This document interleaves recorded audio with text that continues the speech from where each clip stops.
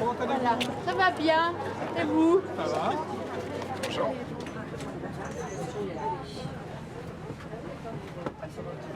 Ça va, il y a aussi le... Qu'est-ce qu'ils sont pas tout? Ah bah ça, c'est... Merci. Merci. Bonjour Claudine. Merci. Le Théâtre du Soleil, cofondé et toujours dirigé par Ariane Mnouchkine, a fêté en 2014 son 50e anniversaire. 50 ans de théâtre ancré dans le présent du monde, 50 ans d'aventure collective et d'utopie partagée. Depuis 1970, depuis l'installation de la troupe dans une ancienne cartoucherie, les fidèles du Soleil, comme ceux qui découvrent ces nouvelles créations, telles Macbeth aujourd'hui, traversent le bois de Vincennes pour rejoindre un royaume de théâtre.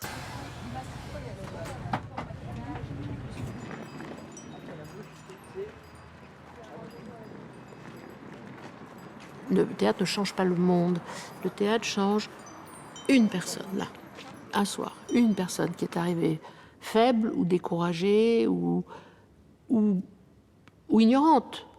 Et tout d'un coup, on lui redonne des forces. Ou tout d'un coup, quelque chose, elle comprend, cette personne comprend quelque chose. Et on change le monde, bien sûr, parce que c'est cette personne-là qui va changer le monde.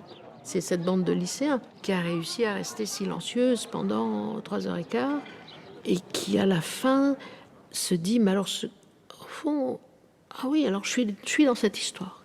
Je suis dans cette histoire. Le rôle du théâtre est énorme. C'est un rôle d'éducateur, c'est un rôle de guetteur, d'éclaireur, d'élucidateur, et d'éducation à la poésie. Je pense qu'on y consacre sa vie, oui. Oui, voilà.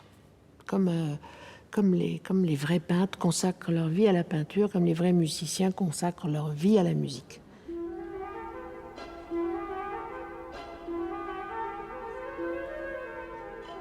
Je suis très fière que nous ayons déjà, aussi vite, 50 ans, ça a passé comme l'éclair.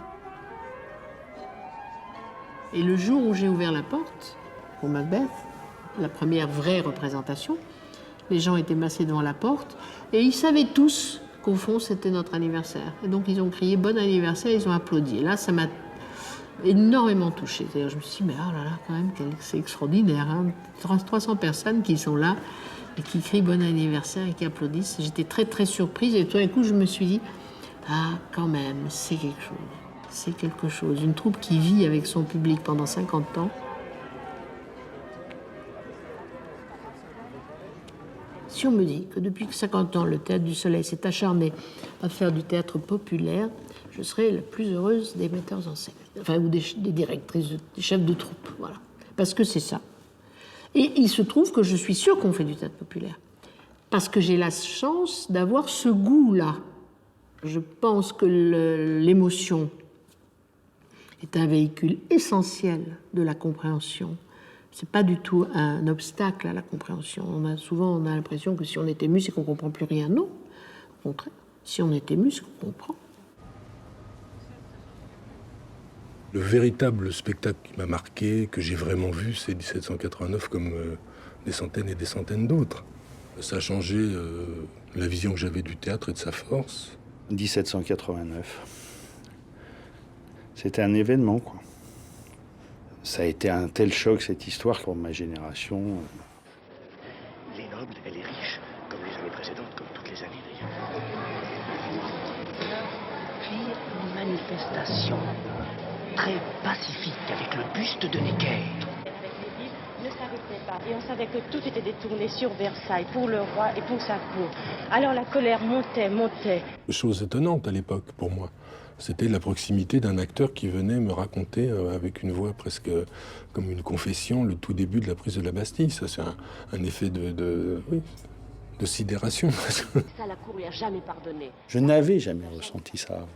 Je pense que l'espace y est pour beaucoup. 12 juillet, au petit matin, la nouvelle est arrivée à Paris. Necker était renvoyé. Il faut vous expliquer que Necker était l'unique homme des consciences du peuple à la cour. Il faut vous dire, sur les tours de la Bastille, il y avait des canons qui étaient pointus sur la ville, sur le faubourg Saint-Antoine. Alors notre colère monte, on ne veut pas crever, et on continue à attaquer, les attaques se succèdent continuellement. C'est alors qu'il y a eu plus de 100 morts Et la garde française arrive. Elle braque ses canons sur la Bastille. Ce qui me revient, c'est l'impression d'être ensemble, aussi bien avec les spectateurs qu'avec les comédiens. Ça a été ça la magie pour moi.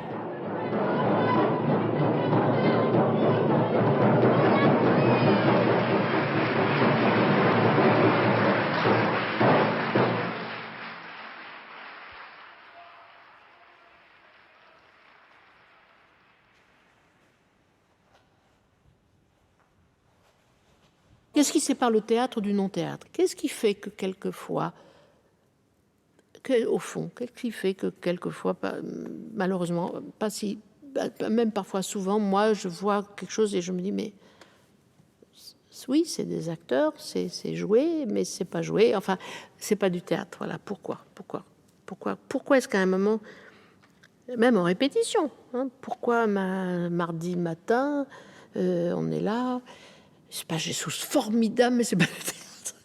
C'est pas du théâtre. Pourquoi est-ce que, même dans un stage, hein, il y a un stage avec des petits stagiaires, je dirais, de rien du tout, qui débutent, qui ne savent rien, pourquoi tout d'un coup, il y en a un qui rentre, qui ne sait rien non plus, mais il rentre et il fait 10 mètres vers nous, comme ça, il descend vers le... Et c'est du théâtre. Il ne dit rien, il fait rien, il marche, et c'est du théâtre. Et pourquoi après, 30 autres, les pauvres, vont descendre et ce ne sera pas du théâtre? C'est parce que ils ne sont que ce qu'ils sont. Voilà. On ne voit que ce qu'on voit. Le théâtre, c'est quand on voit quelque chose de plus que ce qu'on voit. Et c'est ça, moi je ne sais pas l'expliquer, ça. Quand ce petit comédien, ce petit jeune homme qui parfois, c'est presque leur première fois, sauf qu'il y a une enfance, il imagine quelque chose.